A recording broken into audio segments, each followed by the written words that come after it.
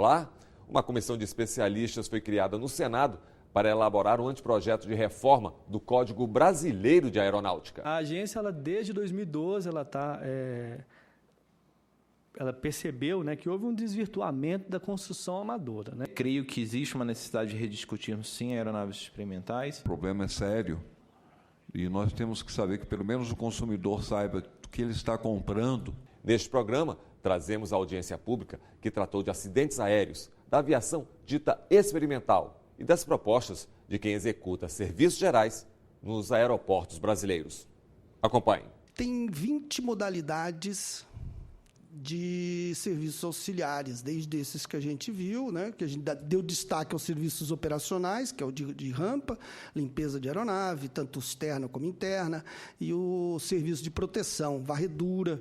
Então, a gente trabalha com a parte de security, trabalhamos com a parte de facilitação, trabalhamos com a parte de operações. Não só no Brasil, na legislação, na Resolução 116 da ANAC, como em alguns pedaços do Código, e assim na Europa, nos Estados Unidos e na Ásia, os serviços auxiliares eles podem ser prestados ou pelo operador do aeródromo, ou internalizado como da própria empresa aérea, ou o próprio empresa de táxi aéreo, ou empresa de transporte regular, não regular, ou pela uma empresa especializada. Toda hora que eu lido com serviços auxiliares, eu atinjo aquelas empresas que internalizam.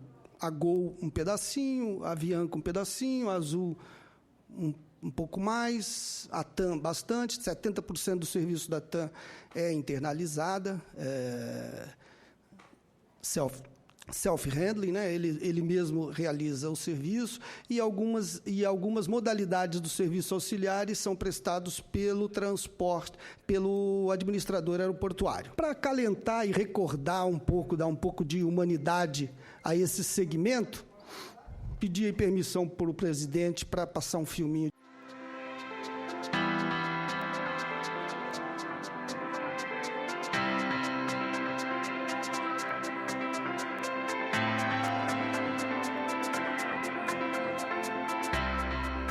Quando eu comecei a trabalhar com aviação, não conhecia nada. Eu fiquei impressionada com a quantidade de pessoas trabalhando por trás de um voo. Mas com o tempo fui aprendendo e cada vez mais eu fico encantada com tudo isso.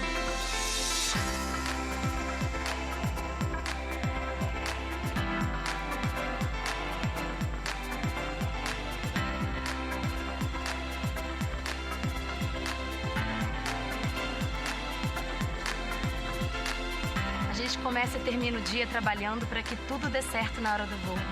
Cada detalhe. E é isso que as exatas fazem, auxiliam os voos. E apesar de terem muitas empresas prestando esse tipo de serviço, nós somos todos uma grande família.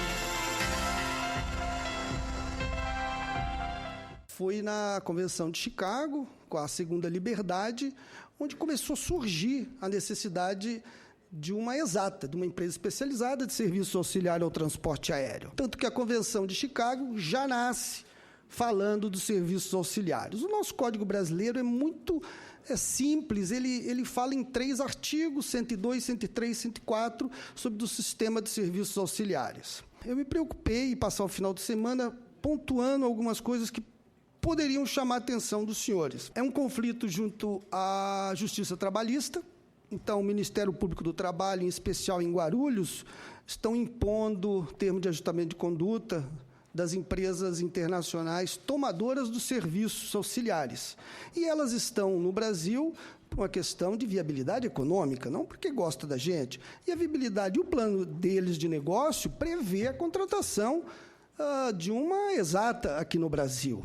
Então, eles não querem fazer um voo diário para Guarulhos se ele não puder contar com uma empresa especializada que atenda eles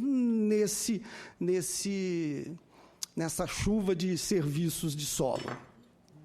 E aí o Ministério Público do Trabalho tem impedido eles sobre aquele conflito de atividade meio e atividade fim. A Aeroméxico já avisou que vai embora se o Ministério Público tiver razão, a American Airlines está apavorada e a TAP também está apavorada dessa queda de braço. Não é todo o serviço auxiliar ao transporte aéreo que vem sendo objeto de ações do Ministério Público. São só aqueles serviços que são acima da asa, por assim dizer. Os abaixo da asa, não, basicamente. Exato. Alguns acima da asa, sim. Exato. Check-in, etc. e tal.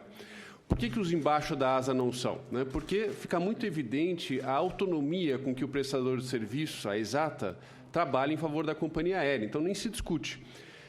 Os serviços acima da asa são discutidos pelo Ministério Público na medida que o Ministério Público vê a relação de subordinação entre os empregados da Exata e a companhia aérea. É esse o grande ponto. Na realidade, o problema surge quando, faticamente, na prática, o empregado da Exata acaba sendo considerado, se provado nesse sentido, o funcionário da empresa aérea. Então, na minha opinião, a legislação, se é que a legislação pode alcançar isto, porque é uma situação muito mais prática do que jurídica, né, tem que deixar claro a cargo de quem, qual é a responsabilidade do prestador de serviços acima da asa. Eu acho que a ideia um pouco da ANAC foi desburocratizar, desregulamentar essa atividade, tanto que parece que liberou da autorização, da licença prévia, o exercício da atividade, não é isso que a ANAC fez, não é? E nós somos contra, a ANAC está sabendo disso. E vocês a gente são contra essa desregulamentação. Que o mercado funcione livremente não e o funciona. operador aeroportuário ofereça esse serviço livremente no mercado? Não, vocês não estão propondo que o operador não possa ter funcionário dele? Não, de forma alguma. Não é essa a questão, né? Continua, cada um no seu quadrado, conforme é hoje, o mercado vai regular. Agora, a gente a gente quer ser fiscalizado. Tá, vamos supor no caso de Guarulhos, lá, o operador do aeroporto ele pode ter o seu pessoal especializado e oferecer esse serviço concorrendo com as Exatas. É isso que acontece hoje. É isso que acontece. Desde que a concorrência, desde que essa atividade dessa Exata, ela tem que ser conforme a resolução, e a gente defende a resolução 116 nesse quesito, tem que ser atividade exclusiva regulada da ANAC. Então, uma empresa aérea pode fazer, concessionária do aeroporto pode fazer, agora a funerária não pode fazer. Porque ela tem que ter uma razão jurídica específica de sendo regulada pela autoridade aeronáutica. Todos esses problemas que o senhor trouxe da qualidade do serviço, se novos entrantes novos players entrarão com qualidade ou não, eu acho que a gente tem vários institutos para fazer isso, e a nossa intenção, pelo menos o que eu tenho visto aqui na comissão, é deixar o Estado mais leve. Eu penso que existem outros mecanismos modernos, eficazes e efetivos para se controlar a qualidade de um player que, porventura, se candidate a uma atividade dessa, e que a gente poderia isso fomentar, sim, a atividade econômica, ao invés de criar mais burocracias para que isso possa acontecer. A Exata, ela cumpre padrões de safety adequados para funcionar dentro do aeroporto, ela cumpre os padrões de security, os funcionários dela, as atividades dela estão alinhadas, mas não uma questão econômica. Porque se isso é tratado no âmbito da OMC, por que nós vamos trazer uma questão de mercado, de uma atividade que é toda regida por mercado, para sujeitá-la a uma regulação restritiva dentro do código? Hoje nós temos cerca de 200 empresas Exatas. Muitas são entidades familiares. Você tem lá um aeroporto em que pousa esporadicamente, o cara criou uma empresa, é ele, o filho dele, a mulher dele que atende. E, por outro lado, tem empresas com 5 mil funcionários. Nós temos no Brasil hoje 40 mil trabalhadores de serviços auxiliares. Só para vocês comparar o número, a Gol tem 14 mil. É isso, não? 16, no máximo. Então, é um segmento que precisa ser olhado como parte desse processo, conforme o próprio legislador de 1986 entendeu, conforme o próprio legislador,